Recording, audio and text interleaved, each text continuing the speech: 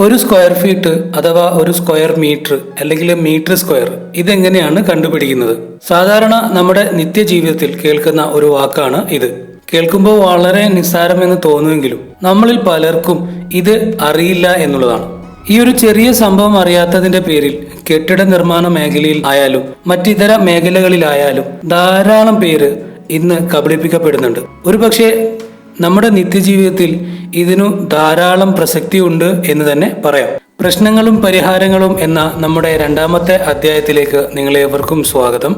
എങ്ങനെയാണ് square feet അഥവാ square metre അല്ലെങ്കിൽ ഒരു മീറ്റർ സ്ക്വയർ എന്നിവ കണ്ടുപിടിക്കുന്നത് എന്നുള്ള ലളിതമായ രീതിയിൽ നമുക്കൊന്ന് കണ്ടു നോക്കാം.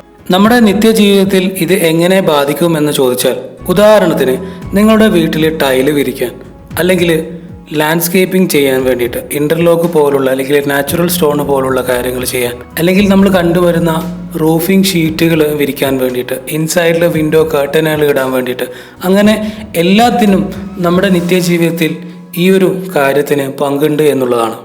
പലപ്പോഴും ഇവ ചെയ്യുന്ന കോൺട്രാക്ടേഴ്സ് അല്ലെങ്കിൽ ലേബേഴ്സ് തരുന്ന കണക്കായിരിക്കും നമുക്ക് അറിയുന്നത്. ഇത്തരത്തിലൊരു ചെറിയൊരു കാര്യം, വളരെ നിസ്സാരമായ ഒരു കാര്യം നമ്മൾ മനസ്സിലാക്കി വെക്കുകയാണെങ്കിൽ നമുക്കുണ്ടാവുന്ന നഷ്ടങ്ങൾ, കബളിപ്പിക്കപ്പെടുന്നത് ഒഴിവാക്കാവുന്നതാണ്.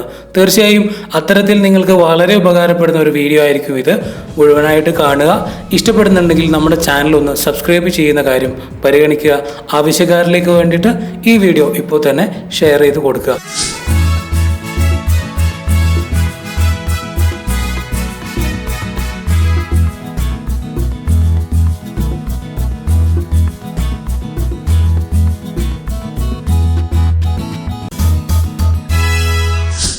സാധാരണ ഇത്തരത്തിൽ അളവുകൾ എടുക്കാൻ വേണ്ടിയിട്ട് നമ്മൾ ഉപയോഗിക്കാറുള്ളത് സ്കെയില് അല്ലെങ്കിൽ ഒരു മെഷറിംഗ് ടാപ്പ് എന്നിവയാണ്.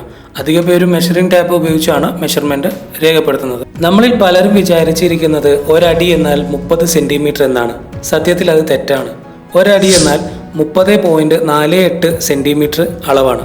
ഇത്തരത്തിൽ നമ്മൾ 30 സെന്റിമീറ്റർ ആണ് ഒരടി എന്ന തോതിൽ മെഷർമെൻ്റ് എടുക്കുകയാണെങ്കിൽ അത് ഈ ഒരു അളവ് ധാരാളം ഏരിയയിലേക്ക് പോകുന്ന സമയത്ത് ഇതിലുള്ള വ്യത്യാസങ്ങൾ വലുതായിരിക്കും. അതുമൂലം നമുക്ക് വളരെ വലിയ നഷ്ടങ്ങൾ സംഭവിക്കാൻ സാധ്യത കൂടുതലാണ്. ഇനി എന്താണ് സ്ക്വയർ ഫീറ്റ് എന്ന് നോക്കാം. ഒരു വസ്തു എടുത്തു കഴിഞ്ഞാൽ നീളം ഇൻറ്റു വീതിയാണ് സ്ക്വയർ ഫീറ്റ് എന്ന് പറയുന്നത്. എന്നിവ പ്രധാനമായും 3 രീതികളിലാണ് ആളുകൾ അളവെടുക്കുന്നത്. ഇഞ്ചിലെടുക്കുന്ന ആൾക്കാരുണ്ട്, സെൻറ്റിമീറ്ററിലെടുക്കുന്ന ആൾക്കാരുണ്ട്, അടി കണക്കിലെടുക്കുന്ന ആൾക്കാരുണ്ട്. എങ്ങനെയാണ് നമുക്ക് ഇതൊക്കെ സ്ക്വയർ ഫീറ്റിലേക്ക് വരുന്നത് എന്നുള്ളത് വിശദമായിട്ടൊന്ന് നോക്കാം. നിത്യജീവിതത്തിൽ നാം ഉപയോഗിക്കുന്ന ഈ ഒരു അളവ് എങ്ങനെയാണ് കാൽക്കുലേറ്റ് ചെയ്യുന്നത് നമുക്ക് നോക്കാം.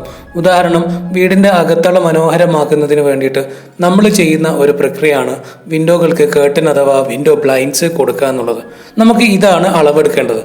അങ്ങനെയാണെങ്കിൽ എങ്ങനെയാണ് ഈ ഒരു സ്ക്വയർ ഫീറ്റിലേക്ക് കൊണ്ടുവരുന്നത് നമുക്ക് നോക്കാം.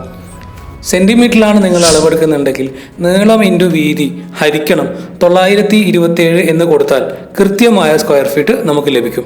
ഇനി ഇത് ഇഞ്ചിലാണ് നമ്മൾ അളവെടുക്കുന്നതെങ്കിൽ നീളം വീതി ഹരിക്കണം 144 എന്ന് കൊടുത്തു കഴിഞ്ഞാൽ കൃത്യമായ സ്ക്വയർ ഫീറ്റ് നമുക്ക് ലഭിക്കും. ഇനി ഇത് അടിക്കണക്കിലാണ് നമ്മൾ എടുക്കുന്നുണ്ടെങ്കിലോ സെയിം മെത്തേഡാണ്. നീളം ഇൻറ്റു വീതി സമം എത്രയാണോ വരുന്നത് അതായിരിക്കും അതിൻ്റെ സ്ക്വയർ ഫീറ്റ് എന്ന് പറയുന്നത്.